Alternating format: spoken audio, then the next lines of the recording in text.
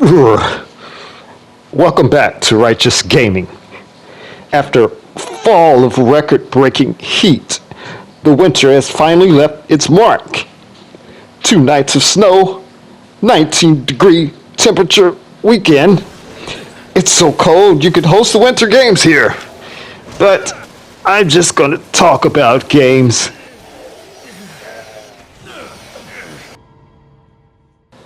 Welcome back to Righteous Gaming. This entry was written on January 24, 2026, titled Rebirth of the Action Game. What I have noticed with recent action games is that a lot of them understand how RPG concepts can make them deeper. Without character stats, loadouts, level ups, and equipment management, action games would feel too simplistic. So a way to deepen a small action game with limitations would be to make it more challenging by increasing the amount of enemies in the area and reducing the speed of the player's typical combo.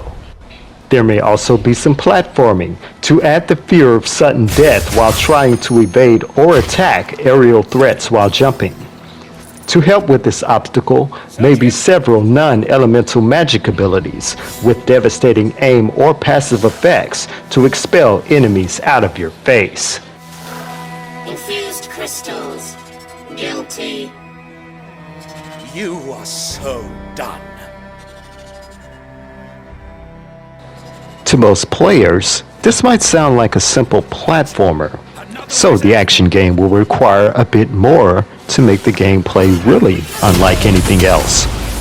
This is when the game meets at a cross-venture with strategy-based RPGs, creating what we know as the successor to traditional action games, the action RPG. You saved me. This might help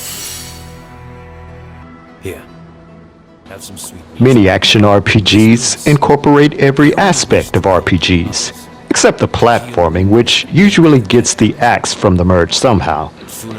Jumping may be replaced by parry and dodge rolls, something you might see more of in fighting games.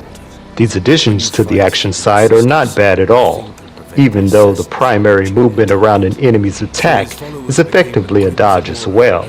Encounters can be performed naturally through the player's movement without the need of a parry indicator. The realization of it all may come as an upset to creative game design, so the perfect dodge roll mechanic may be implemented into the system to make dodging a unique command instead. Adjusting things this way ultimately requires another pinch of the controlled character's movement speed, making the dodge roll the quickest way to avoid the enemy's attack. But after rolling around for the 6th time, the character may start to reflect the movement of an armadillo. But at least there aren't any hidden stamina bars to slow him down even further, right?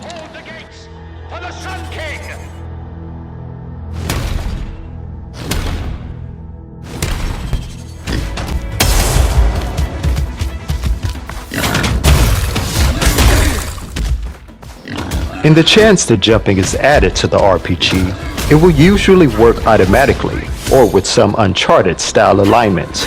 Think less like the first Kingdom Hearts and more like Final Fantasy XIII. Most importantly, this unique action game would need more variables around health and damage output. Now you will be able to perform a network of combos, but you first must buy the right element to break the enemy's armor. After you equip the element, performing the longest combo may open the enemy for greater damage, but it will take hours to beat a group of this enemy type. So fighting one at a time may substitute the blasting of 1,000,000 bugs in Contra or 1,000 enemies in Streets of Rage.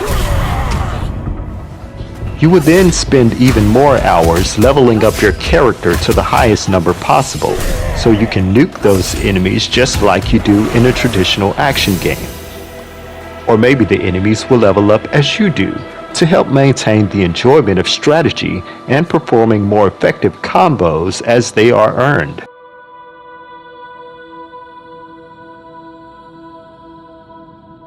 It sings its own song.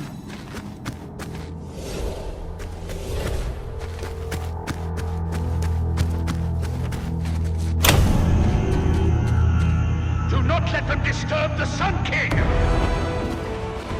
It seems as though the goal for making a less simple action game requires retraining the brain to adapt to a new and unfamiliar control scheme. There is no real setting as to the way controls work in video games. The controls of today will not be the same as those in later generations. Perhaps the play on innovation is a part of what makes gaming fun.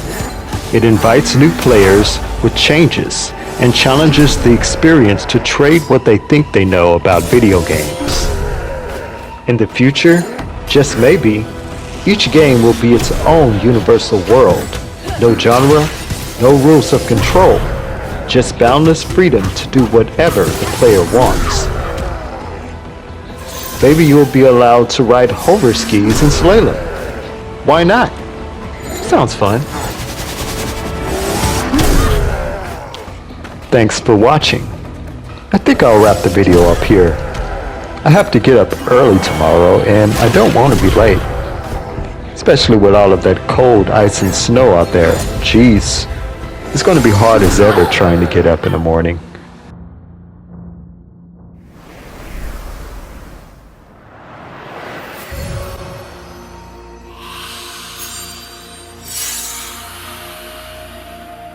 Welcome home.